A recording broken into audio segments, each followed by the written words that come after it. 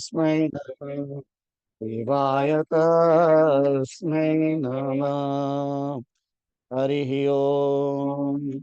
कार्पण्यदोषोपहत स्वभावः पृच्छामि त्वां धर्मसम्मूढचेता यच्छ्रेयः स्यात् निश्चितं ब्रूहि तन्मे शिष्यस्तेऽहं शाधिमां त्वां प्रपन्नं शिष्यस्तेऽहं शाधिमां त्वां प्रपन्नम् शिष्यस्तेऽहं शाधिमां त्वां प्रपन्नम्।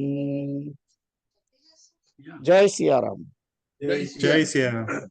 જય સિયારામ. તો આપણે 18મો અધ્યાય ચાલતો હતો અને અધ્યાયની અંદર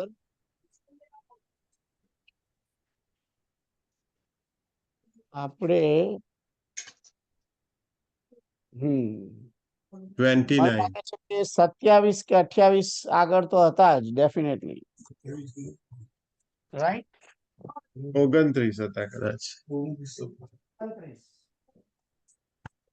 29 એટલે કે 29 કર્યો છે?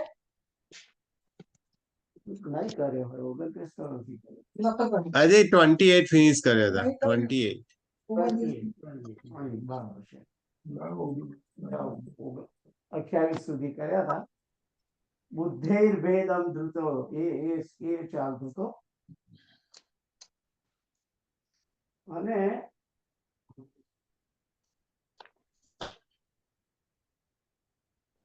તો હવે આજે જે શરૂ કરવાના છે શ્લોક એ 29 થી શરૂ કરીશું. પણ એના પહેલા તમને કોઈને કોઈ ક્વેશ્ચન છે? Do you have any question? ના, ક્વેશ્ચન નહીં. Very good. તો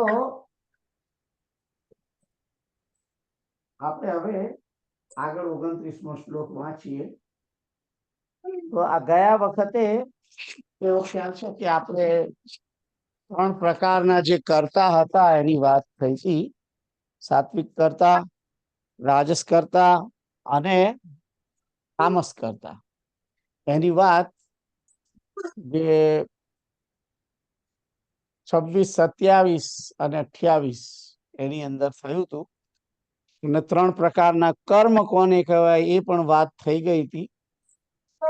અને પછી 29મા શ્લોકમાં વાત એવી હતી કે બુદ્ધૈર ભેદમ ધૃતૈશ્ચૈવ, બુદ્ધૈર ભેદમ ધૃતૈશ્ચૈવ ગુણતસ્ત્રિવિધમ શૃણુઃ પ્રોચ્યમાનમ અશેષેણ પૃથક્ત્વેન ધનંજય. તો ધનંજય જે છે એ ભગવાન, એ અર્જુનનું નામ છે. અર્જુનનું નામ છે. અને આ શ્લોકની અંદર કહે છે કે બુદ્ધિના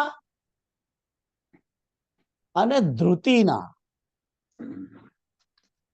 ધૃતૈ એના જે ગુણોના કારણે 3 પ્રકારના જે ભેદ છે. બુદ્ધૈર ભેદમ ધૃતૈશ્ચૈવ ગુણતસ્ત્રિવિધમ શૃણુ. એને તું સાંભળ કે બુદ્ધિ અને ધૃતિ એના પણ ગુણ પ્રમાણે 3 જુદા જુદા ભેદ છે. એ તું સાંભળ.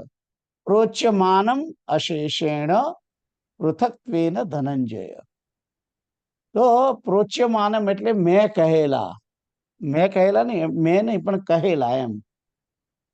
કારણ કે મયા શબ્દ તો અંદર છે નહીં.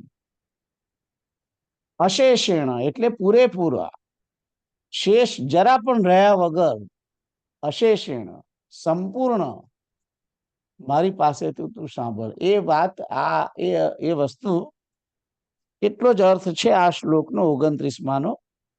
અને હવે 30મો શ્લોક જોઈએ. તો અહીં ભગવાન એમ કહેવા માંગે છે કે 3 પ્રકારનું બુદ્ધિ અને 3 પ્રકારની ધારણ શક્તિ, ધૈર્ય, ધૈર્ય ધૃતિનો અર્થ ધૈર્ય ના કરાય, પણ ધારણ શક્તિ, સમજણ. મૂળ તો આમ અર્થ મને એવું લાગે છે કે એનો અર્થ સમજણ, બેઝિકલી કે મનમાં જે ધારણ કરાય છે તે ધારણ શક્તિ. કશી વસ્તુ પ્રત્યે તમે બરાબર સમજીને જે એના માટે વિચાર કરીને જે તમે નક્કી કરો છો, તમારું માઇન્ડ જે નક્કી કરે છે, જે સમજણ, એને ધારણ શક્તિ કહે છે. એને ધારણ શક્તિ કહે છે. દાખલા તરીકે હું ઘણા વિચાર કરી અને એમ નક્કી કરું કે મારા માટે સદગુરુ તો ભગવાન શંકર જ લાયક છે, તો એ મેં બરાબર વિચારપૂર્વક સમજીને અને મેં એ પોઈન્ટને ધારણ કર્યો મારા મનની અંદર. એ મારી ધૃતિ કહેવાય, એને ધૃતિ કહેવાય. ખ્યાલ આવ્યો? એટલે તમે સમજણ વડે, પાક્કી સમજણ વડે તમે તમારા મનની અંદર જે કઈ વસ્તુ ધારણ કરી લો છો, એ ધારણા શક્તિને ધૃતિ કહે છે. ખ્યાલ આવ્યો? તો ધૃતિનો આ અર્થ છે, એ વસ્તુ તમે સમજી લેજો. આગળ હવે જોઈએ કે જે 30મો શ્લોક છે શું કે છે. તો કેતુલ તમે વાંચો. હા. પ્રવૃત્તિમ ચ નિવૃત્તિમ ચ કાર્યાકાર્યે ભયાભયે બંધમ મોક્ષમ ચ યા વેત્તિ બુદ્ધિ સા પાર્થ સાત્વિકી. તો અહીંયા આગળ સાત્વિકી બુદ્ધિ કોને કહેવાય એની વાત છે, એ વાત કરેલી છે. પ્રવૃત્તિમ ચ નિવૃત્તિમ ચ કાર્યાકાર્યે ભયાભયે બંધમ મોક્ષમ ચ યા વેત્તિ બુદ્ધિ સા પાર્થ સાત્વિકી. તો કહેવા માંગે છે કે સાત્વિકી બુદ્ધિ કોને કહેવાય એની અહીંયા આગળ વ્યાખ્યા આપેલી છે. સાત્વિકી બુદ્ધિ પ્રવૃત્તિમ ચ નિવૃત્તિમ ચ કે છે કે પાર્થ, આ શ્લોકની અંદર પાર્થ શબ્દ પણ છે અને એ અર્જુનનું નામ છે. તો કે છે કે પ્રવૃત્તિ તથા નિવૃત્તિ, પ્રવૃત્તિ તથા નિવૃત્તિ. પ્રવૃત્તિ એટલે પ્રવૃત્તિ માર્ગ. સંસારના જે કોઈ કાર્ય, ફળ અને આસક્તિ રાખીને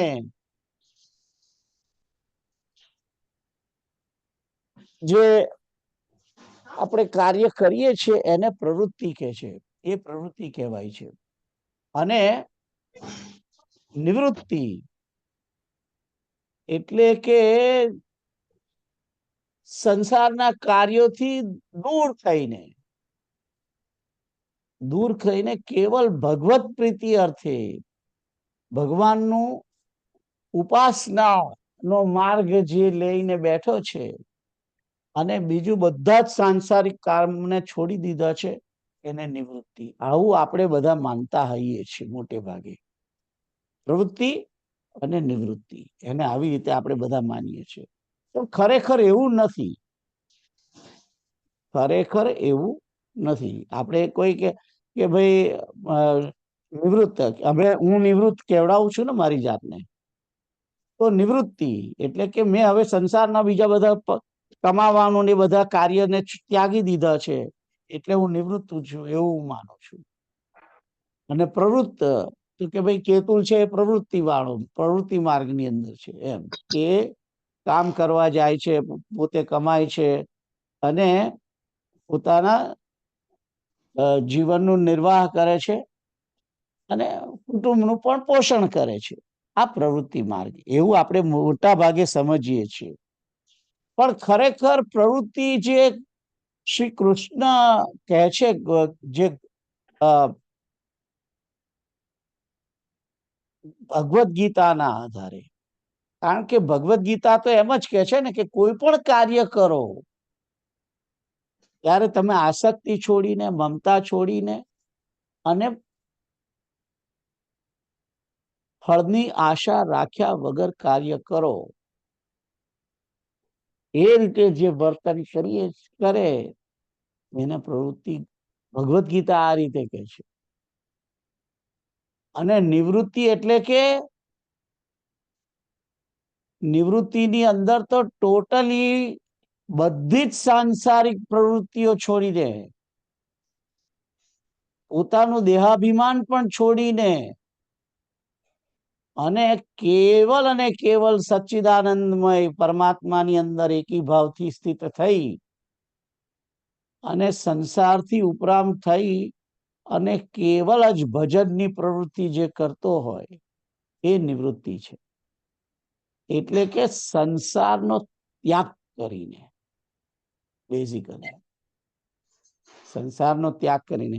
આમ તો સંસારનો ત્યાગ કરવાનો કઈ એટલો બધો એ નથી, પણ ટોટલી સંસારની અંદર જરા પણ રસ લીધા વગર નું જીવન કેવલ અને કેવલ પરમાત્માની ઉપાસના અને ભજનની અંદર જ, અધ્યાત્મ માર્ગની અંદર જ રચ્યા પચ્યા રહેવાનું જે માર્ગ છે એને નિવૃત્તિ માર્ગ કહેવાય છે. દાખલા તરીકે મારી જે એક્ટિવિટી છે એ પણ હજુ પૂરેપૂરી નિવૃત્ત માર્ગની નથી. It is only 25%, I would say. કારણ કે 24 કલાકની અંદર કેવલ અને કેવલ 6 કલાક જેટલું જ અધ્યાત્મની અંદર મારી પ્રવૃત્તિ જેવું છે, 25% જેટલું જ, એથી વધારે નથી. એટલે એ જે સાચી પ્રવૃત્તિ નથી, નિવૃત્તિ નથી. એમ ખ્યાલ આવ્યો? તો અહીં આગળ કહે છે કે પ્રવૃત્તિ તથા નિવૃત્તિ, અને પછી કહે છે કે અને કાર્ય અને અકાર્ય, કયું કાર્ય કહેવાય ને કયું અકાર્ય કહેવાય, કયું કર્તવ્ય કહેવાય, કયું અકર્તવ્ય કહેવાય, ભય અને અભય, ભયાભય, કાર્યની અંદર સંધિ છૂટી પાડો તો કાર્ય અકાર્ય બે શબ્દો છે. ભય અભય, એનાથી ભયાભય એમ કે છે. ભયાભય અને કાર્યાકાર્ય એટલે કર્તવ્ય અને અકર્તવ્ય, ભય અને અભય, બંધન અને મોક્ષ. આ બધું જે બુદ્ધિ બરાબર જાણે છે તેને સાત્વિકી બુદ્ધિ કહેવામાં આવે છે. એને જ સાત્વિકી બુદ્ધિ કહેવામાં આવે છે. એટલે કે બુદ્ધિ સાત્વિકી ક્યારે કહેવાય કે તમે તમારું કર્તવ્યને જાણતા હો કે તમારું કર્તવ્ય શું છે, અકર્તવ્ય એટલે કે તમારે શું ના કરવું જોઈએ, નિષેધ શું છે એને તમે જાણતા હો. ભય કોને કહેવાય, અભય કોને કહેવાય, બંધન કોને કહેવાય, મોક્ષ કોને કહેવાય, આ બધી વસ્તુ બુદ્ધિથી, જે બુદ્ધિ તત્વથી જાણે છે, બરાબર ટુ ધ પોઈન્ટ જે જાણે છે, એ બુદ્ધિ સાત્વિકી કહેવાય છે. એ બુદ્ધિ સાત્વિકી કહેવાય છે.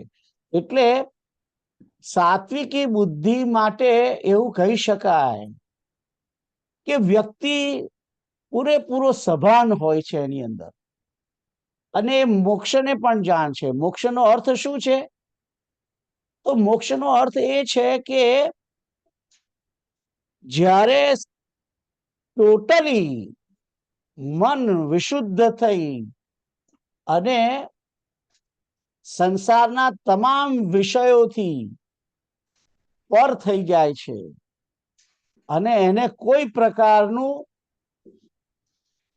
પાપ પુણ્યનું બંધન ના હોય, રાગ દ્વેષથી મુક્ત હોય, રાઈટ, જેને માટે સુખ દુઃખ આ બધું સમાન હોય, એ મુક્ત છે. એ મોક્ષ, એને મોક્ષ કહેવાય છે.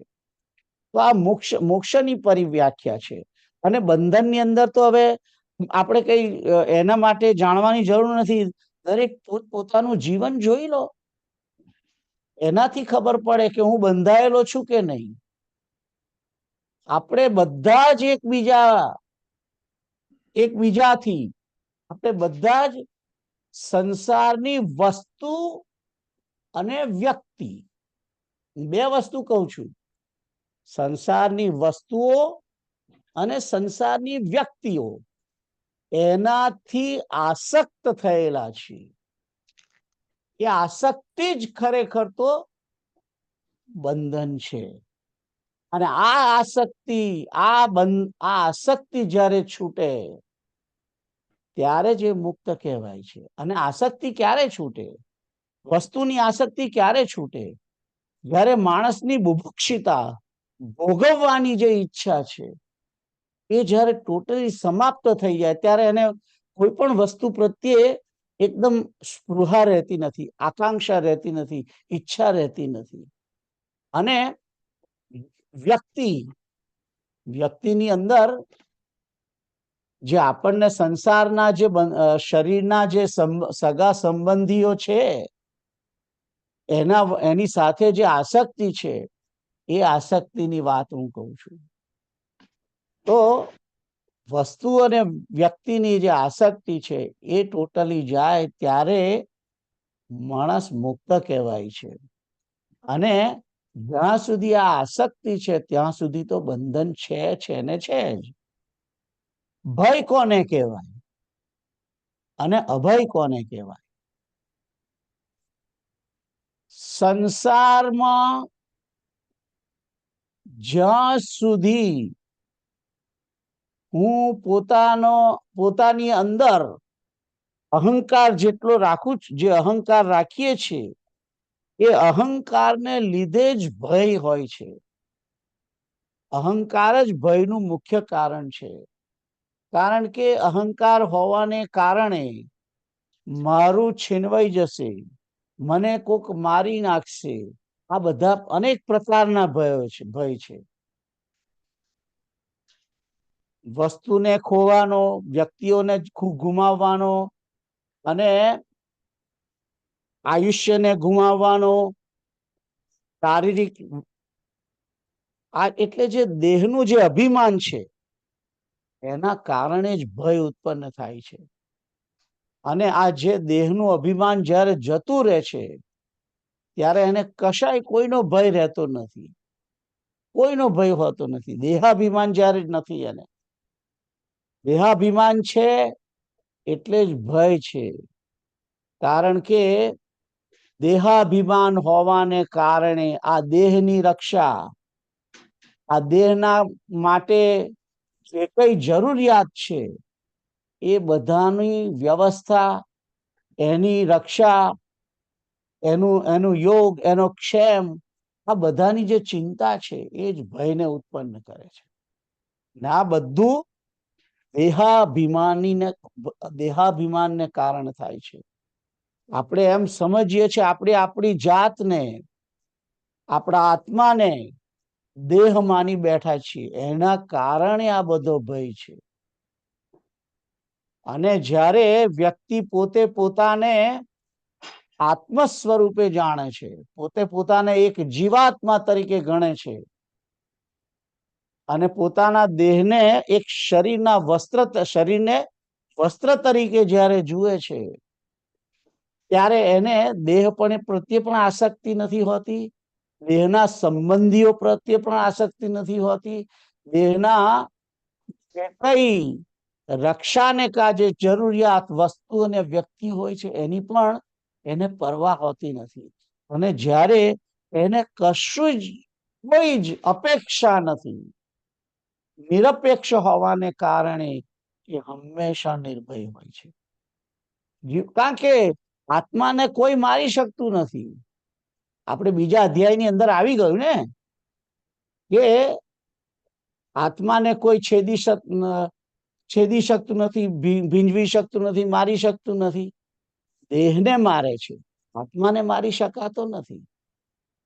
એટલે જ્યારે વ્યક્તિ પોતે પોતાને આત્મ સ્વરૂપે, પોતાને એક જીવ તરીકે જ 24/7 એ પોતે એનું નિરીક્ષણ કરે છે, આત્મનિરીક્ષણ, આ રીતે જ વર્તન કરે છે કે હું જીવ છું, હું પરમાત્માનો દાસ છું, આ રીતની જ્યારે એનું સમજણ પૂરેપૂરી હોય ત્યારે એને ભય ક્યારેય ના હોય, એ અભયની સ્થિતિમાં હોય. તો આ ભય કોને કહેવાય, અભય કોને કહેવાય, એ મેં તમને કહ્યું. કાર્ય અને અકાર્ય, કર્તવ્ય અને અકર્તવ્ય, મનુષ્યનું પોતાનું કર્તવ્ય શું છે અને અકર્તવ્ય એટલે નિષેધ કર્તવ્ય. નિષેધ કર્તવ્ય જે છે એ નિષેધ કર્તવ્યની જો હું તો આઈ એમ 65 એન્ડ મોર, રાઈટ? એટલે મારા માટે તો નિષેધ શું છે? પરમાત્માનું વિસ્મરણ એ જ મારા માટે નિષેધ કર્તવ્ય છે. અને કર્તવ્ય આ તો હું અત્યારે ડેફિનેશન કહું છું એ કેવલ અને કેવલ વાનપ્રસ્થની અંદર જે પ્રવેશેલા છે મારા જેવા એના માટે. વાનપ્રસ્થની અંદર જે પ્રવેશેલો છે એના માટે તો પરમાત્માનું શ્રી હરિનું સ્મરણ એ જ એનું મુખ્ય કર્તવ્ય છે, બીજું કોઈ કર્તવ્ય જ નથી એના માટે. વાનપ્રસ્થ માટે બીજું કોઈ કર્તવ્ય નથી. અને જે એના માટે નિષેધ છે એ પરમાત્માનું વિસ્મરણ એ એના માટે નિષેધ કર્તવ્ય છે. પણ જે ગૃહસ્થની અંદર છે, કેતુલ છે, પ્રીતલ છે, એના માટે તો એમના માટે કર્તવ્ય શું? તો કર્તવ્ય એના માટે પોતાનું રક્ષણ, એટલે કે આ શરીરની રક્ષા. શરીરની રક્ષા એટલા માટે કરવાની કે પોતાની જે જવાબદારી છે ગૃહસ્થ આશ્રમની અંદર, પુત્ર કલત્રની રક્ષા, એનું લાલન પાલન જે કરવાની, રક્ષા કરવાની એની જે જવાબદારી છે એ જવાબદારી પૂર્ણ કરવું એ એનું મુખ્ય કર્તવ્ય છે. એ એનું મુખ્ય કર્તવ્ય છે. અને અકર્તવ્ય એના માટે એ જ છે કે એને એ બધાથી આળસ, પ્રમાદ અને તામસની અંદર એની અંદર જવાનું નથી. એ એના માટે અકર્તવ્ય એટલે કે નિષેધ કર્તવ્ય છે. ખ્યાલ આવ્યો?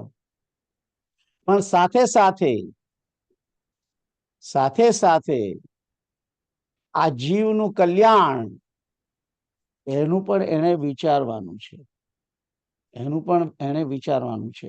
વાનપ્રસ્થનું જે કર્તવ્ય જુદું એટલા માટે કહ્યું છે કારણ કે વાનપ્રસ્થની અંદર જે પ્રવેશેલો છે એને એની પોતાની દેહની બહુ એ કરવાની જરૂર નથી. એને એના પોતાના આત્માના કલ્યાણ માટે પ્રવૃત્તિ કરવાની છે.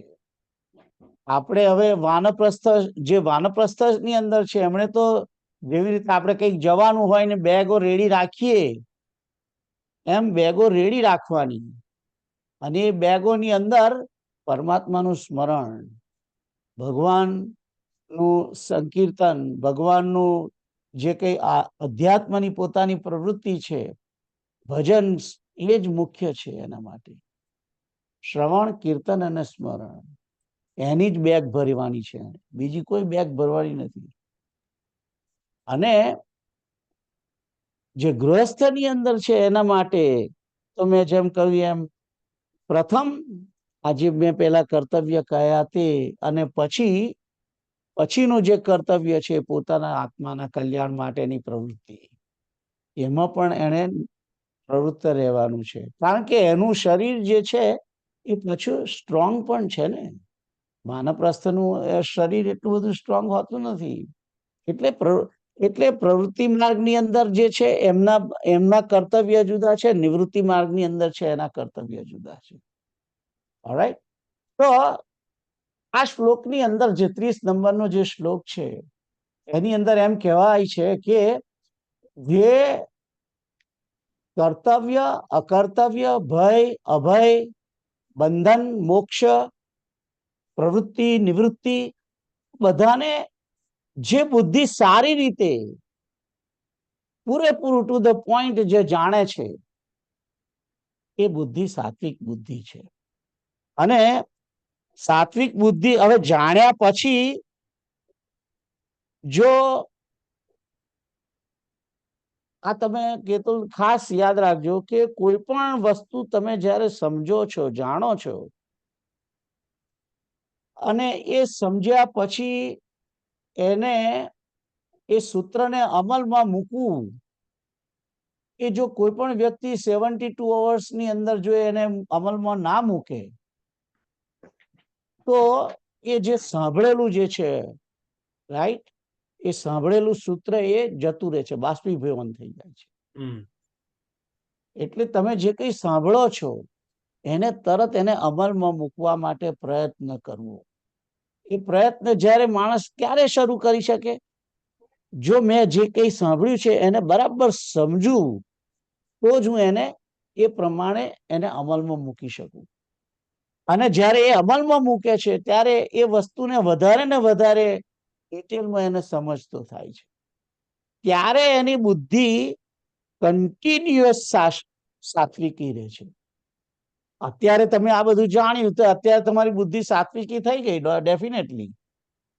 પણ આ સાત્વિકી બુદ્ધિને ટકાવવી હોય તો સાત્વિકી બુદ્ધિને ટકાવવા માટે તમારે તમે જે સૂત્ર સાંભળ્યા છે એને અમલમાં મૂકવા પ્રયત્ન કરવાનો. એ અમલમાં જ્યારે તમે મૂકવા પ્રયત્ન કરો છો ત્યારે તમે એ સાત્વિકી બુદ્ધિની ને ટકાવી રાખો છો. ટકાવી રાખો છો. એટલે જુઓ, તમને સ્કૂલની અંદર તમે સ્કૂલમાં જ્યારે જાઓ છો ભણવા, આપણે જતા હતા ત્યાં, હવે તમે કોઈ ભણતા જ નથી એટલે એનો સવાલ નથી, પણ વ્યક્તિ જ્યારે સ્કૂલમાં જાય ત્યારે સ્કૂલમાં ટીચર જે પાઠ ભણાવે એને ઘેર આવીને પછી તમારે વાંચવો પડે. એને તમે થોડોક વાંચ્યો હોય, ચોથા ધોરણમાં કે બીજા ધોરણમાં કે પહેલા ધોરણની કવિતા તમે યાદ રાખી હોય તો તમે અત્યારે 65-66 વર્ષે કહો કે ભાઈ જનનીની જોડ સખી નહીં જડે રે લોલ, મીઠા મધુરા, એ બધા જે કાવ્યો ભણેલા આપણે, અમે તમે ભણ્યા હતા ખબર નહીં પણ અમે ભણ્યા છે. એ બધી વાત હું તમને કહું છું. તમે જો વસ્તુને એને અમલમાં મૂકી હોય, થોડી એને ફરીવાર રિપીટ કરી હોય તો જ વ્યક્તિ એને યાદ રાખી શકે છે બેઝિકલી. ઓલરાઈટ, તો આઈ થિંક આ 30 નંબરનો શ્લોક તમને સમજાયો હશે કે સાત્વિકી બુદ્ધિ કોને કહેવાય છે. Anybody has a question? હા, એટલે એ ક્વેશ્ચન પેલો થયો કે આજે તમે સમજની વાત કરી કે સમજવા માટે તરત જ એને ઉપયોગમાં લાવવું 3 દિવસની અંદર. પણ આ જે વસ્તુ છે કે જે આત્મા અને બોડીને આપણે હું ગણી ગયા છે, તો આવું એવું ખબર હોય કે આત્મા છે, આપણે આત્મા જ છીએ, તો એ કેમ નથી સહેલી રીતના સમજાતું ને ઉપયોગમાં આવતું? આત્મા છે એ સમજાતું નથી, આમ ખબર તો છે ને, ખબર તો છે ને કે તમે આત્મા છો, કે તું દેહ છો. આ ગીતા વાંચ્યું એટલે વધારે આમ ફૂલ ફોર્સ આપવો જોઈએ કે હું આત્મા છું એવું થવું જોઈએ, પણ ભૂલાઈ જાય છે ને બોડી શું. કારણ એ છે, એનું કારણ એ છે કે અનેક જન્મોથી આ અધ્યાસ છે, દેહાધ્યાસ. અનેક જન્મોથી આપણે આ રીતે જ લઢણમાં આયા કરીએ છીએ. અને આ હું બોલું છું એટલે કે મને કે હું રોજ 24/7 હું આત્મા છું એવું હું પોતે પણ એવું મારામાં નથી. હું તમને કહું છું ખરો, પણ હું પોતે પણ હજુ તમારી જેમ સ્ટુડન્ટ છું. એવું માની લેવાની જરૂર નથી કે હું તમારથી આગળ છું. હું કદાચ તમારથી પાછળ પણ હોઉં, કદાચ હઈશ જ, કદાચ એવું બી હોય. એટલે જે તમે કહો છો કે હું આત્મા છું, એને યાદ રાખવું જોઈએ, ઘડીએ ઘડીએ એને યાદ રાખવું જોઈએ, તો જે યાદ રહે. અને એ પ્રમાણે તમારે પ્રવૃત્તિ કરવી જોઈએ. કે આત્મા હોઉં તો હું આત્મા જ માનતો હોઉં મારી જાતને, હમ તો પછી મારું વર્તન એ પ્રમાણે થવું જોઈએ. જરાક જેટલી પણ તમે વર્તનની અંદર એને મૂકશો તો જ એ અનુભવ તમને થયા કરે. અને હું એમ નથી કહેતો કે ભાઈ મને એવો એવો છે, ઓકે, હું પોતે પણ આ તો વોટ આઈ એમ સેઇંગ કે એન્જિનિયર હોય એ એન્જિનિયર પ્લાન બનાવી દે અને પ્લાન ડ્રોઈંગમાં બધું જ મકાન હોય, પણ એ મકાન એને મકાન કહેવાય ખરું? ના. એન્જિનિયરે પ્લાન બનાવ્યો હોય, ડ્રોઈંગ બનાવી દીધું, એટલે ડ્રોઈંગ તમને હું આપી દઉં કે લો આ તમારું મકાન, એને મકાન કહેવાય ખરું? ના. મકાન બાંધવા માટે તો પ્લાન તૈયાર થઈ ગયો, પણ પ્લાન થયા પછી પ્લાનને અમલમાં મૂકવો એ વસ્તુ હમ કન્સ્ટ્રક્શન થવું જોઈએ. અને કન્સ્ટ્રક્શન થયા પછી જ મકાન તૈયાર થાય. એવી રીતે અમારી પાસે પ્લાન તો ઘણા છે, પ્લાન છે જ અમારી જોડે, અમારી જોડે પ્લાન છે, પણ હજુ અમે મકાન બાંધી નથી શક્યા. ખ્યાલ આવ્યો? હજુ તો અમે પાયા ખોદીએ છીએ એમ કહીએ તોય ચાલે, અથવા તો સર્વે ચાલે છે એમ કહીએ તોય ચાલે. ખ્યાલ આવ્યો? હા, એટલે એ તો એ જ કહું છું કે અઘરું કેમ છે? અઘરું તો હવે જો બધું સહેલું હોત તો એનું કારણ છે કે જીવ પોતે માયાધીન છે. હમ જીવ પોતે માયાને આધીન છે, અને માયાનું અધિપત્ય હોવાને કારણે જીવ ગમે તેટલા ધમ પછાડા કરે એ એના અધિપત્યમાંથી છૂટી ના શકે. એના માટે પ્રાર્થના જ મુખ્ય છે. ખ્યાલ આવ્યો? તમને કોઈ બાંધી દીધા હોય, બરાબર, મને કોઈ બાંધી દીધો હોય, હાથ પગ બધું બાંધી દીધું હોય કેટલા બધા દોરડા વડે, રાઈટ? તો આપણે બધા મળ, વિક્ષેપ અને આવરણથી બંધાયેલા છીએ. 3 બંધન છે. શંકરાચાર્યની ભાષાની અંદર 3 પ્રકારના બંધન: મળ, વિક્ષેપ અને આવરણ. આ 3 બંધનથી વ્યક્તિ બંધાયેલો હોય એને છૂટવું કઈ ઈઝી નથી. પણ આઈ થિંક એ ધેટ તમને ઇઝ ઓલસો હબરો કોઈ છોડાવે તો જ છૂટે, રાઈટ.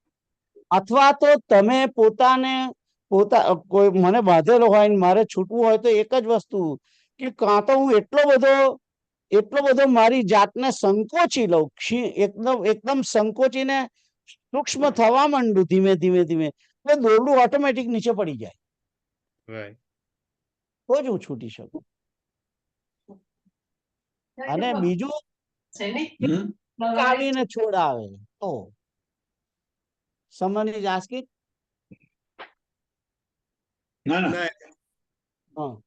તો એટલે આ વસ્તુ છે અઘરી, બરાબર છે, પણ એનો અર્થ એવો નથી કે અમલમાં ના મુકાય અને એ વસ્તુ ના બની શકે એવું પણ નથી. વ્યક્તિએ પ્રયત્ન કરવો પડે. એટલે અનેક જન્મોથી આ બધા વિચારો લઈને આયા હોય આપણી અંદર. બુભુક્ષિતાના જે ભાવ, અહંકૃત બુદ્ધિને જે પકડીને બેઠા છે આપણે બધા, એને એકદમ છૂટવો એ ઈઝી નથી. એ પરમાત્માનું ભજન, સંકીર્તન, શ્રવણ આ રીતે જ એને એ કરવાનું છે. એને તો જ એનાથી મુક્ત થવાના પ્રયત્નો છે આ બધા. તો આઈ ડોન્ટ નો મેં તમારો જવાબ બરાબર આપ્યો કે નહીં, પણ એકદમ થવાનું નથી, એકદમ થવાનું નથી. ખ્યાલ આવ્યો? હવે એનો જવાબ હું તમને બીજી જગ્યાએ આપું છું, તમને જુઓ. મને કદાચ યાદ નથી, પણ કદાચ અંકલને હશે કે અનેક જન્મોને અંતે વાસુદેવ સર્વમિતિ સ મહાત્મા સુદુર્લભ, એ શ્લોક આઈ થિંક 7મા અધ્યાયનો છે મારું માનવું છે. શું કહ્યું? અનેક જન્મોના અનેક જન્મો પછી હા મને મળ્યો 7મા અધ્યાયની અંદર 19મો શ્લોક છે. જુઓ 7 ની અંદર 19મો શ્લોક બતાવો તમે બધું. 19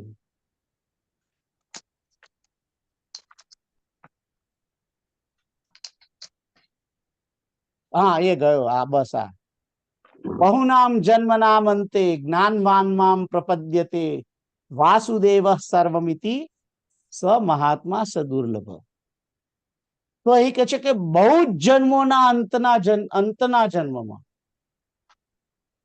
મારા ને તમારા કેટલાય જન્મો થઈ જાય અને જ્યારે છેલ્લો જ જન્મ હોય ત્યારે એને તત્વજ્ઞાન થાય અને એ એવું જુએ કે આ બધું વાસુદેવ છે, આ બધું જ વાસુદેવમય છે. એવો જે મહાત્મા છે એ દુર્લભ છે, સુદુર્લભ. મારો પોઈન્ટ તમને બતાવવાનો આ શ્લોકમાં એ જ હતો કે બહુનામ જન્મનામ અંતે ઘણા જન્મો થઈ જાય ત્યારે આ સ્થિતિ આવે છે. તમે જે કહો છો એ આપણે જે ડિસ્કસ કરીએ છીએ કે હું આત્મા છું, પરમાત્માનો નિત્ય દાસ છું, શ્રી હરિનો નિત્ય દાસ છું. આ જે ભાવના છે એ ઘણા જન્મોને અંતે આવે. એ આવવી એટલી બધી ઈઝી નથી. એને નરસિંહ, મીરા, તુકારામ, આ જે બધા એકનાથ, સંત જ્ઞાનેશ્વર, આ બધા જે સંતો મહાત્માઓ પૂર્વ પહેલા જે થઈ ગયા છે એ બધા એ જ જન્મમાં થઈ ગયા. ના, એવું નથી, એવું નથી. એમણે અનેક જન્મો પછી, અનેક જન્મો સુધી એમણે પોતે શું કહેવાય કરી હોય ઉપાસના, અને ઉપાસના ઘણી કર્યા પછી એમને આ પ્રકારની અવસ્થા પ્રાપ્ત થાય છે. એમને પ્રાપ્ત થતી નથી. ખ્યાલ આવ્યો? એટલે it is not easy, but it doesn't mean that it is not possible. ખ્યાલ આવ્યો? આઈ હોપ તમને બરાબર સમજણ પડી. હા હા પડી. ઓકે. મત ચટાડ્યું છે. એટલે તમને સ્વાદ આપ્યો છે, તમારે હવે એનો સદુપયોગ કરવાનો, લગી રહેવાનું. એ તો સ્વાદ સ્વાદ એટલે બહુ આપ્યો છે હમણાં તો, સ્વાદ બધું, પણ તો થતું નહીં આગળ. એટલે ના, એ ઈઝી નથી. It is not easy. પણ વ્યક્તિએ પ્રયત્ન કરવો જ રહ્યો. હા, દરેકે પ્રયત્ન કરવો પડે. અને એ પ્રયત્નથી થોડું થોડું થોડું થોડું થોડું આ જીવનની અંદર એક વસ્તુ સમજી લો. આપણને જન્મ જે મને તમને મળ્યો છે એ જન્મની અંદર દરેક વ્યક્તિ પોતપોતાના જીવનમાં, મારો ને તમારો પોતાનો, દરેકનો પોતપોતાનો ઈષ્ટદેવ કોણ છે એનું એક નક્કી કરે વ્યક્તિ પોતે, કે મારા ઈષ્ટદેવ કોણ, મારો ઈષ્ટ ગ્રંથ કયો, મારા સદગુરુ કોણ. આ બધું નક્કી માણસે કરી દેવું પડે. અને કારણ કે એક વસ્તુ એ પણ છે કે આ જન્મની અંદર જે કઈ આ જન્મ એટલે જે કઈ જન્મમાં એ વ્યક્તિ નક્કી કરે છે કે આજ મારા ઈષ્ટદેવ અને આજ મારા સદગુરુ, તો બીજા જન્મની અંદર એને એ જ સદગુરુ તરીકે મળે છે. અને એ જ એને બીજા જન્મની અંદર ઈષ્ટદેવ તરીકે પોતે નક્કી કરે છે અને પોતે પોતાની આરાધના શરૂ કરે છે. અને એની અંદર એને જોડવો પડતો નથી. માણસ ઓટોમેટિકલી એ રસ્તા પર જતો જ રહે છે. એને એવું પછી ફરી બીજો જન્મ આવે ત્યારે મારે કઈ નવેસરથી શરૂ કરવાનું નથી હોતું. એ તરત જ એ ઓટોમેટિક જ પ્રવૃત્ત થઈ જાય છે. મને કોઈએ શીખવાડ્યું નથી કે ભાઈ તમે જઈને ભગવાન શંકરની રોજ સવારમાં જઈને પૂજા કરો, દૂધ ચડાવો ને આન તેન, right? but I was doing from so long, from the childhood. એટલે એ તમારું જે ગયા જન્મનું જે હોય એના કારણે તમે એ પ્રવૃત્તિ પર ઓટોમેટિક તમે ચડી જાઓ. તમને કોઈ તમને કહેવા પણ ના આવે, કોઈ તમને શીખવે પણ નહીં, તેમ છતાં તમને પોતાના અંદરથી અંતઃ પ્રેરણા થાય કે હું આ કરું. ઓટોમેટિક થાય. એના માટે તમારે પછી પ્રયાસ કરવાનો હોતો નથી. અમારા ઘરમાં બધા જ મોટું ઘર હતું. જો કે મારા ફાધર પોતે જતા હતા મહાદેવના ટેમ્પલમાં, પણ અમારા બીજા ભાઈઓ નથી ગયા. But I was going all the time. અને હું કઈ એના માટે એ અભિમાન નથી કરતો, પણ what I M trying to tell you કે તમે ઓટોમેટિક એ બાજુ જતા રહો છો. સરસ એક્ઝામ્પલ છે. એના માટે કશું તમને વિચાર કઈ નહીં. અને મને યાદ છે કે આઈ એમ ટોકિંગ સમટાઈમ અરાઉન્ડ 6ઠા-7મા ધોરણથી, કદાચ 5મા ધોરણથી ખ્યાલ આવ્યો કે I was going to the temple. અને અમે મધુવનમાં રહેવા ગયા, તેમ છતાં પણ ત્યાંથી હું રોજ આવતો હતો. કોલેજ જવું તો પણ, અને લગ્નનો દિવસ હોય તો પણ I was attending every day. એ તમને ક્યારે જ્યારે એ તમને ઓટોમેટિક. અને હું તે વખતે કઈ એકદમ આઈ વુડ સે શું કહેવાય, એક સભાનતાપૂર્વક કઈ હું એ પૂજન કરતો તો એવું નથી. ખ્યાલ આવ્યો? તે વખતે I was doing like as usual, as activity.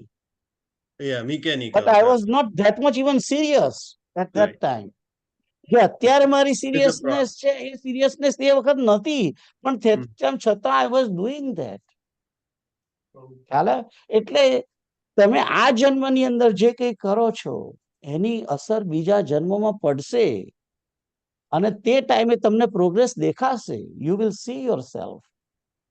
પણ you got to have to decide this time કે મારો પાથ કયો છે, મારો માર્ગ કયો છે, મારા ઈષ્ટદેવ કોણ છે, મારા સદગુરુ કોણ છે. આ બધું તમે એને નક્કી કરો.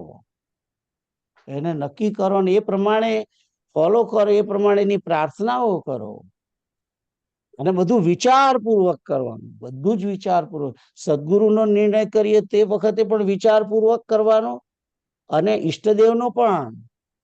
શાસ્ત્રો શું કે છે, શાસ્ત્રોની કેવી એની કોને સદગુરુ કહેવાય છે, સદગુરુના જે ગુણો એ બધા શાસ્ત્રોની અંદર જણાવ્યા છે. બધા જુઓ, એના માટે વિચારો, અને પછી યુ ડિસાઇડ. એમાં ઉતાવળ કરવાની એવું નથી કહેતો કે આ કરી લો બસ, આ જન્મમાં કરી લો એટલે કરી લો, વિચાર્યા વગર નહીં. એવું નહીં. યુ થિંક અબાઉટ ઇટ અને પછી નિર્ણય કરો. ખ્યાલ આવ્યો? એટલે જેવી રીતે પ્લાન બનાવવાનો છે, પ્લાન બનાવતા પહેલા બરાબર વિચાર કરીને કે આપણે કેવું ઘર જોઈએ છે, આપણે એમાં કેટલા બેડરૂમ જોઈએ છે, કેટલા બાથરૂમ જોઈએ છે, ગરાજ જોઈશે કે નહીં, આ બધા વિચારો કરવાના.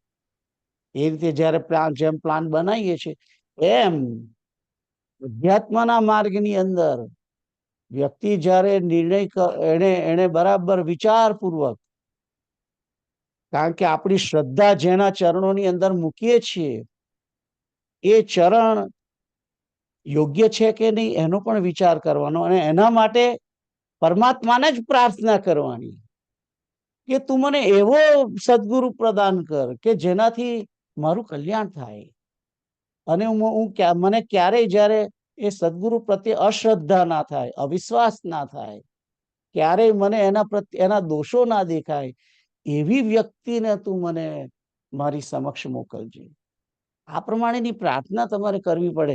પછી તમે ડિસાઇડ, તમારા મનની અંદર વિચારો આવે કે મારે કોને સદગુરુ તરીકે હું નક્કી કરું, કયો મારો ગ્રંથ, કયા મારા ઈષ્ટદેવ, કયા મારા સંત, આ બધું વિચારવાનું હોય છે. રાઈટ? તો હું બીજી જગ્યાએ ચડી ગયો, પણ આપણો જે શ્લોક હતો 30મો, 30 નંબરના શ્લોકની અંદર બધાને ખબર પડી ગઈ છે. રાઈટ? લેટ્સ ગો હેડ.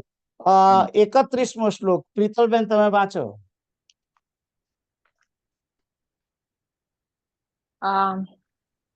यया धर्म अधर्मं च कार्यमेव च अयथावत् प्रजानाति बुद्धिः सा पार्थ राजसी. ઓકે. યયા ધર્મમ અધર્મમ ચ કાર્યમ ચાકાર્યમેવ ચ અયથાવત પ્રજાનાતિ બુદ્ધિ સા પાર્થ રાજસી. તો અહીં આગળ રાજસી બુદ્ધિ વિશે આ શ્લોકની અંદર કહેવામાં આવ્યું છે. અને ફરીથી પાછા આ શ્લોકની અંદર પાર્થ શબ્દ અર્જુનનું નામ છે એ તો તમને હવે ખબર જ છે, રાઈટ? અને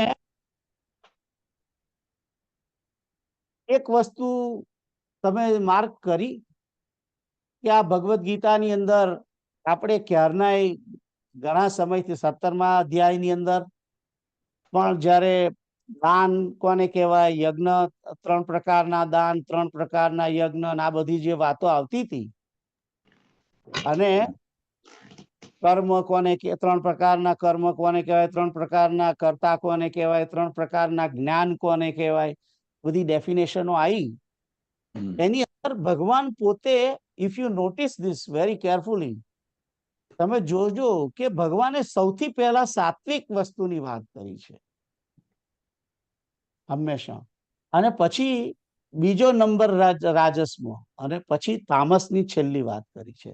કારણ કે તામસ જે છે અધોગતિનું છે, રાજસ છે એ મધ્યનું છે, અને સાત્વિક એ ઉપરના લેવલનું છે, રાઈટ? એટલે જેવી રીતે પેલું આપણે અંગ્રેજીમાં શું કહેવાય, ગુડ, બેટર અને best, superlative degree, comparative degree, એ ડિગ્રી તમે ભણેલા વ્યાકરણ? હા.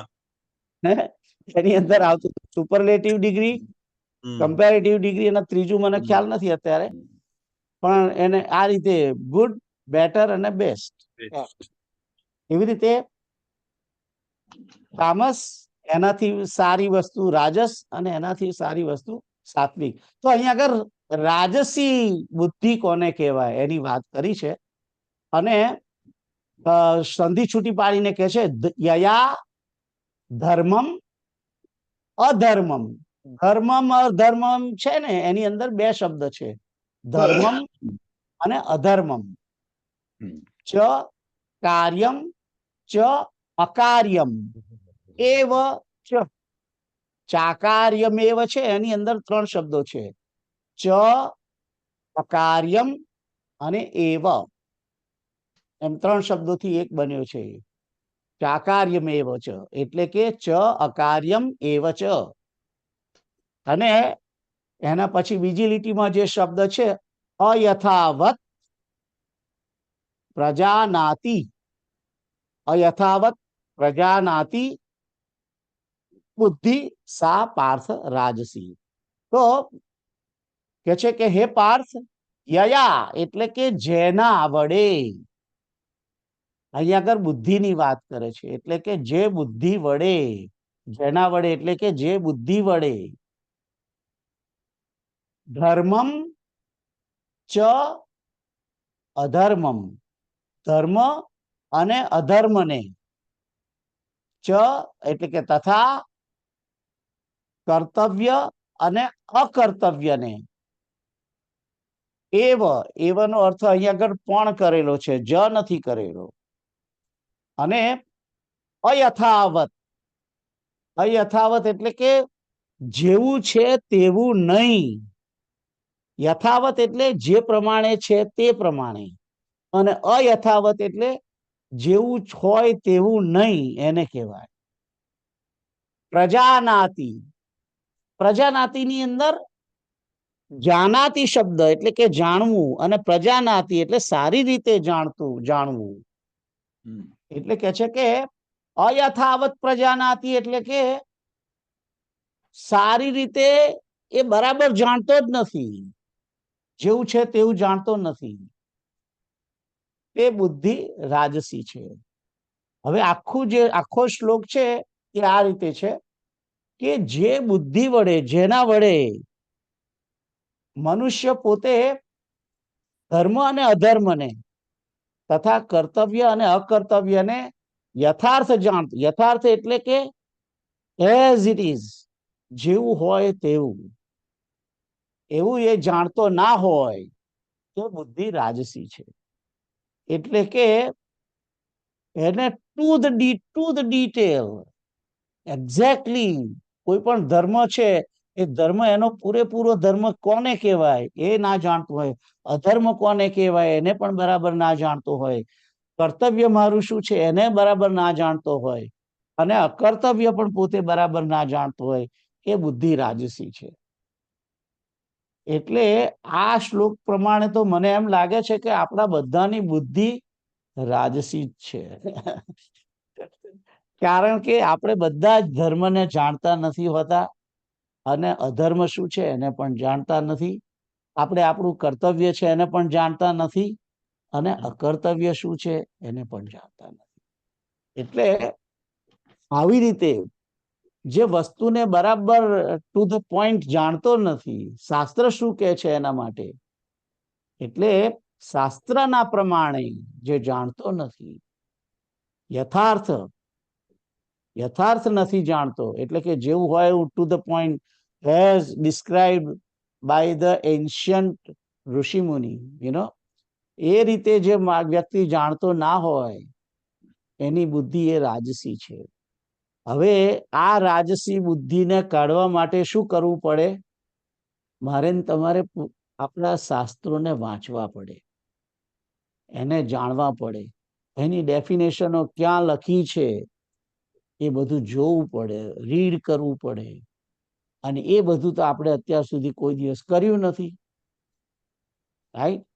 અને બીજાના મોઢે સાંભળ્યું ચોક્કસ છે,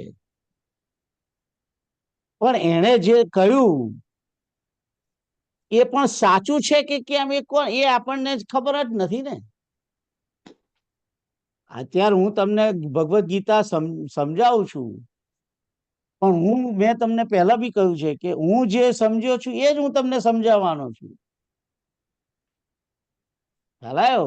મારી અંદર જે કઈ એવી મારી અવસ્થા છે એ પ્રમાણે હું ભગવદ્ ગીતા સમજાવું, પણ મારી જે અવસ્થા બરાબર ના હોય તો હું એટલું બધું સારું સમજાવી પણ ના શકું.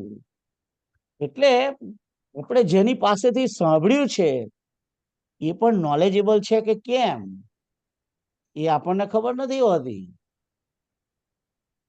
ભગવાન શ્રી કૃષ્ણએ અર્જુનને કહ્યું તો ખરું, પણ ભગવાન શ્રી કૃષ્ણનો જે આશય હતો, એમનો જે ઉદ્દેશ્ય હતો, જે કઈ એક એક વચન કહે છે એને અર્જુને બરાબર સાંભળ્યું, વ્યાસનારાયણે બરાબર સાંભળ્યું, વ્યાસનારાયણે પછી એને લખ્યું, અને લખ્યા પછી આપણી જોડે આવ્યું તો આપણે પણ એને બરાબર સમજ્યા, અને જે સમજ્યા છે એ સમજાયેલી વ્યક્તિ તમને બરાબર સમજાય, એ બીજાને સમજાવે, બીજો ત્રીજો ચોથાને સમજાવે, રાઈટ? એટલે ઘણી વખતે એક જણ જોડથી આવતું બીજી વસ્તુ, બીજીથી ત્રીજી, ત્રીજા જોડથી ચોથી જોડે, ચોથાથી પાંચમા જોડે, છઠ્ઠા જોડે આવતા આવતા આવતા આવતા વસ્તુ ઘણી જગ્યાએ બદલાઈ જાય છે. તમારું એડ્રેસ શું છે? હે? તમારું એડ્રેસ શું છે? મારું એડ્રેસ એટલે તમે અધ્યાત્મની બાબત પૂછો છો? જરી મેળ બેસે છે એટલે કહું છું, મેળ બેસે છે એમ કહું છું. હે? મેળ બેસે છે એટલે કહું છું. એટલે થોડો મેળ બેસે છે. લિવિંગસ્ટન છે, રાઈટ? લિવિંગસ્ટન છે. તો એનીવે, તો વાત ચાલતી હતી કે ધીમે ધીમે ધીમે ધીમે એક જણ જોડથી બીજા જોડે, બીજા જોડથી ત્રીજા જોડે, ત્રીજા જોડે ચોથા જોડે, પાંચમા જોડે વસ્તુ જગ્યા એમ બદલાઈ જાય છે. આપણે હું તમને પેલું કહેવાનું ભૂલી ગયો ગયા શ્લોકમાં કે જ્યારે હનુમાનજીને જામવંતે કહ્યું કે તું ઉભો થા, હમ અને તું આ કામ માટે તારો જન્મ થયો છે, અવતાર લીધો છે તારો. યા અને હનુમાનજીએ માન્યું, પણ તે વખતે એને ઉત્સાહ હતો. આપણામાં ઉત્સાહનો ઉ નથી હજુ. આપણા ઉત્સાહનો ઉ નથી. તકલીફ ત્યાં છે. વાત સાચી છે તમારી, આપણામાં ઉત્સાહ નથી. I agree with you. પણ એનું અને કારણ છે, એનું હા, કારણ શું છે? હા, મેં તમને પહેલા એક વખત કહ્યું હતું હમ, કે ભૂખ નથી, હમ, ભૂખ નથી. વ્યક્તિ સમાજને મુમુક્ષુતાની ભૂખ જ નથી. હમ, ભૂખ હોવી જોઈએ. ભૂખ ના હોય તો પછી ગમે તેવો સારું પકવાન તમારા આગળ મૂકે હમ, તો તમે ખાવાના જ નથી. તો તમે ચાર નખરા કરો. હમ, તમને સરસ વસ્તુ આપી હોય, બધું ખાવાનું મૂક્યું હોય, પણ તમે ધરાઈને બેઠા હો, હમ, એટલે તમારે ખાવું જ ના હોય, તમને ભૂખ જ ના હોય, એટલે તમે શું કહો? ના, હમ, બરાબર નહીં. પછી હા ચાલો ખાઈ લઉં છું એમ કરી ખાઈને પાછું થોડીક વાર પછી કે મીઠું સહેજ વધારે નહીં લાગતું તમને? હમ, ચામાં હતા કે સુગર થોડી વધારે નથી લાગતી? એટલે એને ભૂખ નથી, એને ભૂખ નથી. આપણને મુમુક્ષુતાની ભૂખ જ નથી કોઈને. અને મુમુક્ષુતાની જેને ભૂખ હોય હમ, એ વ્યક્તિ તો જેમ ભૂખ્યો માણસ તમે સૂકો રોટલો આપો એને ચાઈ ચાઈને મીઠો લાગે, હમ, એમ જેને ભૂખ હોય મુમુક્ષુતાની, હમ, રાઈટ, હમ, એને જેને ભૂખ હોય એ તો વ્યક્તિ તત પકડી લેવાનો છે કે આ જ મારા માટે બેસ્ટ છે. That's it. હમ, ખ્યાલ આવ્યો? એટલે ભૂખ નથી, અને ભૂખ નહીં હોવાને કારણે મુમુક્ષુતા માટે ઉત્સાહ પણ નથી.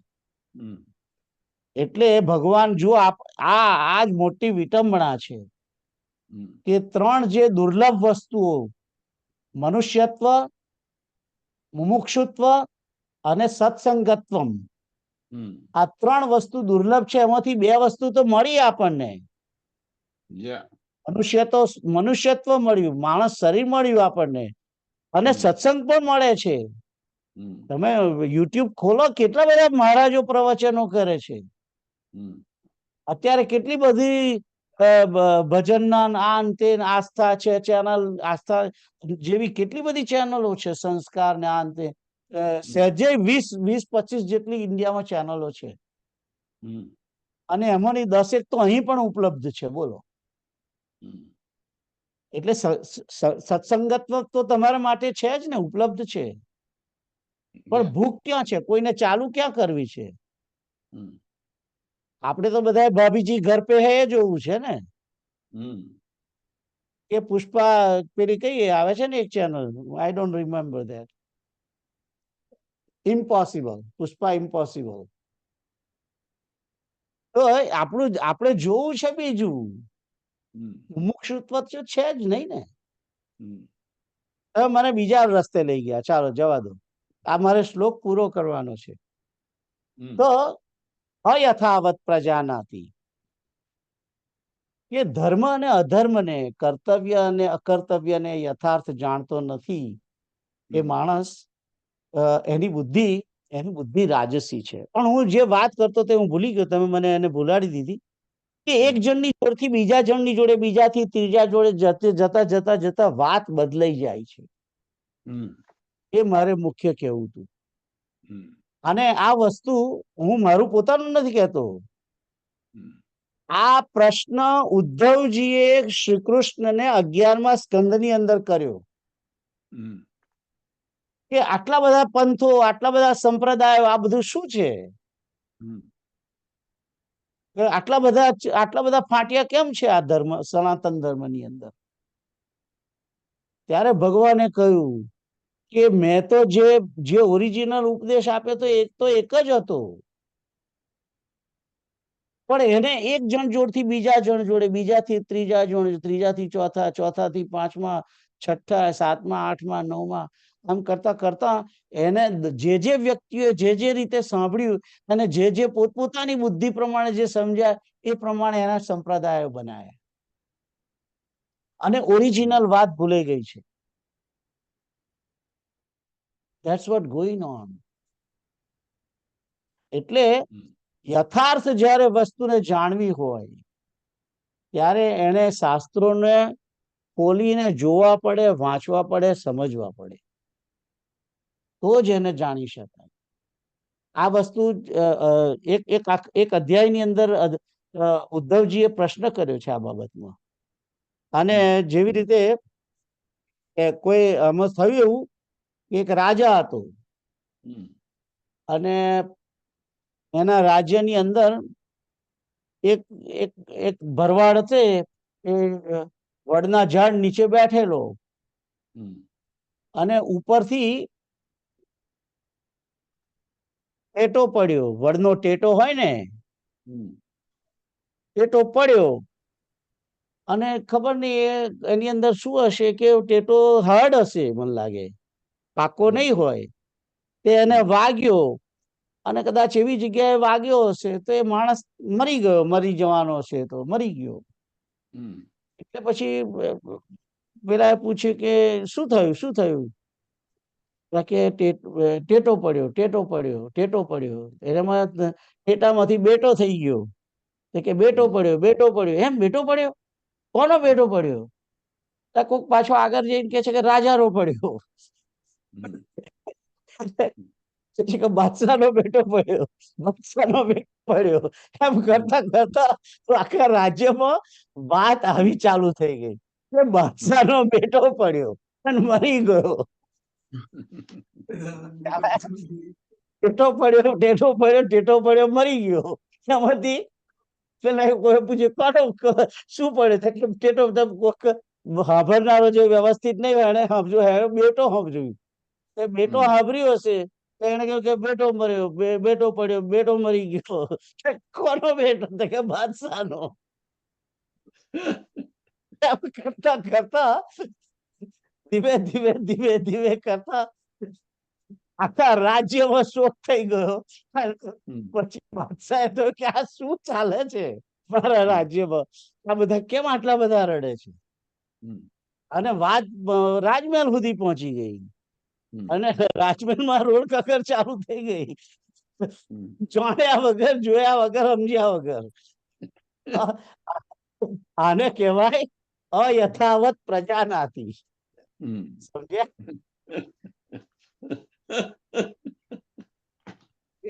ટેટો પડ્યો, ટેટો પેલો આપણે એક મને લાગે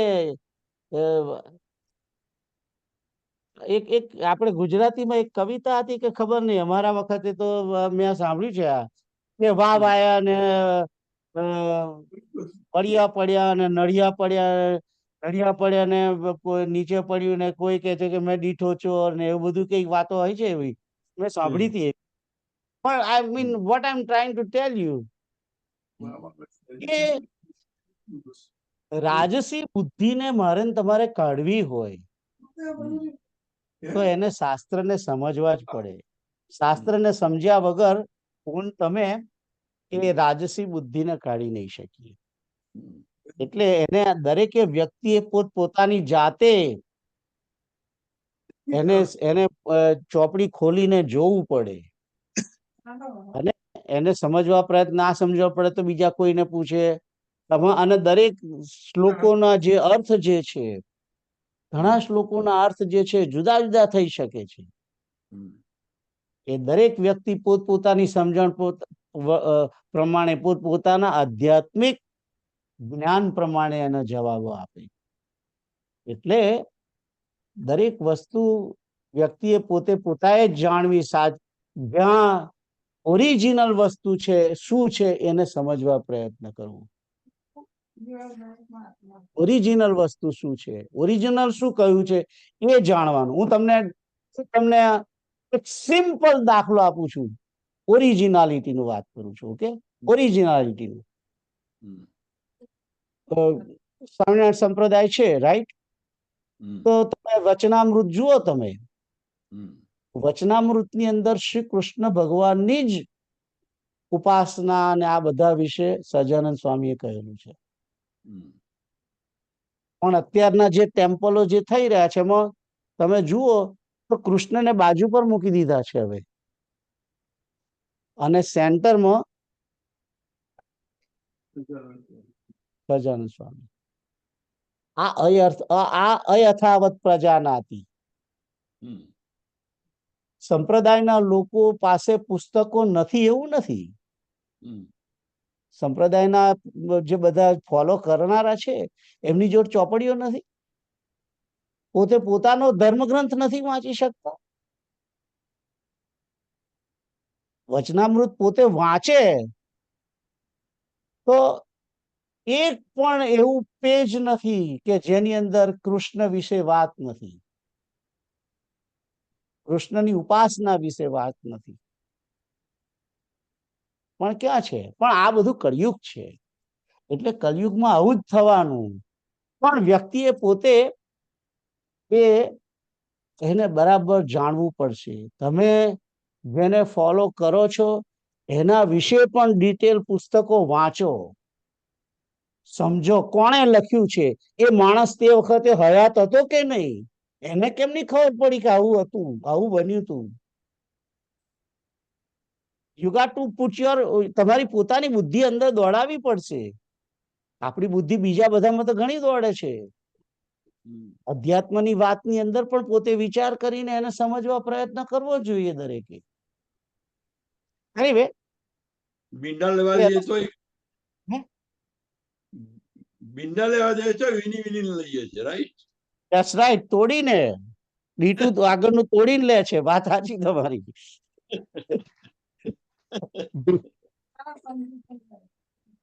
ભીંડા લેવા જાય છે એ નહીં, પણ જોડે જોડે તુરિયું લે છે ને, તો તુરિયું આમ તોડી લે, તોડે આમ તુરિયું, ગળ્યું નથી ને, પણ એની પણ તુરિયાવસ્થાની વાત નહીં વિચારે. Anyway, તો સમય થઈ ગયો છે, આગળ મારે જવું નથી. અને આ 31મો શ્લોક હવે આવતી વખત ફરી લઈશું. ઓકે, કોઈને સમજણ ના પડી હોય તો બીજી વખત લઈશું, પણ સમય થઈ ગયો છે એટલે લેટ્સ સ્ટોપ ઇટ હિયર. હું 1 મિનિટનું સંકીર્તન કરીને આપણે આગળ જઈએ. શ્રી કૃષ્ણ ગોવિંદ હરે મુરારી, હે નાથ નારાયણ વાસુદેવ. શ્રી કૃષ્ણ ગોવિંદ હરે મુરારે, હે નાથ નારાયણ વાસુદેવ. શ્રી કૃષ્ણ ગોવિંદ હરે મુરારે, હે નાથ નારાયણ વાસુદેવ. શ્રી કૃષ્ણ ગોવિંદ હરે મુરારે, હે નાથ નારાયણ વાસુદેવ. કૃષ્ણ ગોવિંદ હરે મુરારે, હે નાથ નારાયણ વાસુદેવ. શ્રી કૃષ્ણ ગોવિંદ હરે મુરારે, હે નાથ નારાયણ વાસુદેવ.